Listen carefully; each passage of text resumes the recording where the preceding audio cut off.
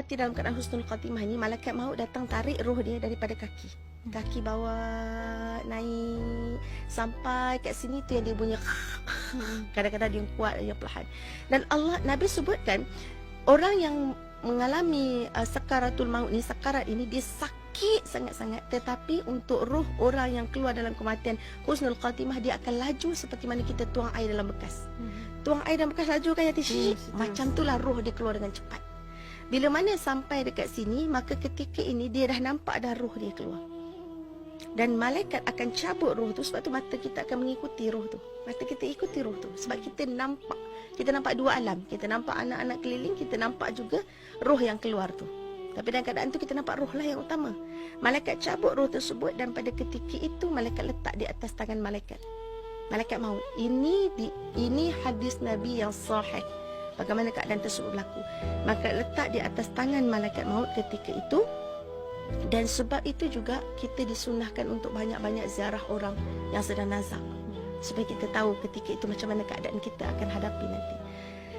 Ketika roh berada di tangan ni, kita akan tengok, ketika roh nak sampai ni, kita akan tengok muka malaikat maut. Malaikat maut akan datang depan kita seketul seperti satu jasad. Dan ia benar. Kalau kita duduk kat belakang orang ada lalu belakang pun kita dah rasa macam siapa ni, kita pun dah rasa semacam ini kan satu malaikat jasad datang depan kita bagi tahu yang dia nak ambil nyawa kita atas perintah Allah. Macam mana keadaan kita, tubuh kita ketika itu. Itulah kali pertama dibukakan alam ghaib untuk kita. Itulah kali pertama dibukakan wajah malaikat maut untuk kita. Itulah kali pertama kita dapat melihat roh kita sendiri. Maka ketika malaikat maut datang, kita boleh bayangkan ya tuan-tuan, puan-puan, macam mana badan kita waktu tu bila malaikat nak ambil roh dia, nak ambil roh kita dan letak dekat tangan dia. Kita tengok roh kita, kita kata inilah roh kita. Inilah roh kita yang selama ni kita tak pernah tengok roh tu macam mana, kan? Dan akan datang malaikat-malaikat rahmat turun bersama-sama dengan kita. Turun, nak angkat, nak raikan roh kita ni. Nak mandikan roh kita, nak kafankan roh kita, nak wangi-wangiankan roh kita. Macam mana, hanya Allah saja yang tahu. Malaikat rahmat akan turun penuh berduyun-duyun. Dan ketika itu, bila Nabi ceritakan pasal malaikat rahmat, Nabi katakan, wajah malaikat rahmat ini sangat bercahaya-cahaya seperti mana bulan terang benderang. Itulah tandanya kematian husnul khatimah. Tetapi bila datang malaikat azab berduyun-duyun dan wajah mereka ini hitam pekat, ketahuilah bahawa kematian itu kematian su'ul khatimah, kematian yang sangat buruk dan celaka. Jadi pada ketika itu kita dah sebenarnya tahu antara tempat kita di syurga atau di neraka. Walaupun kita akan melalui banyak proses lagi. Selepas itu juga roh itu akan mula melihat di mana anak dia berada.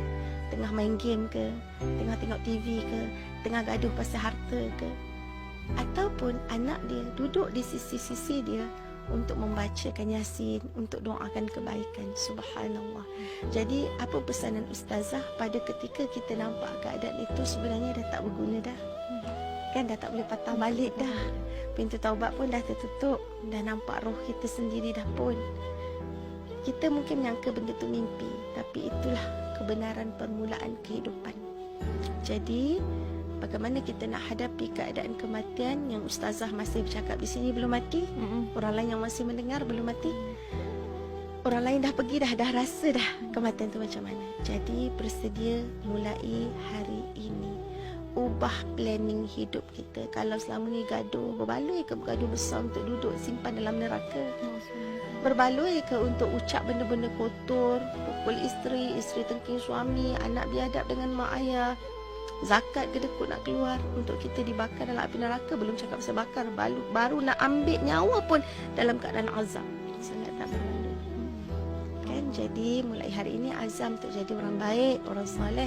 Saya bukan orang baik, tapi saya nak jadi lebih baik di sisi Allah. Bantu saya, Allah bantu saya, bantu saya. Bila kita mula minta bantuan dengan Allah, Allah ya Fatah, Allah ya Fatah, Allah ya Fatah, Allah buka jalan, Allah buka jalan, Allah buka jalan, Allah akan beri kita bantuan, insya-Allah.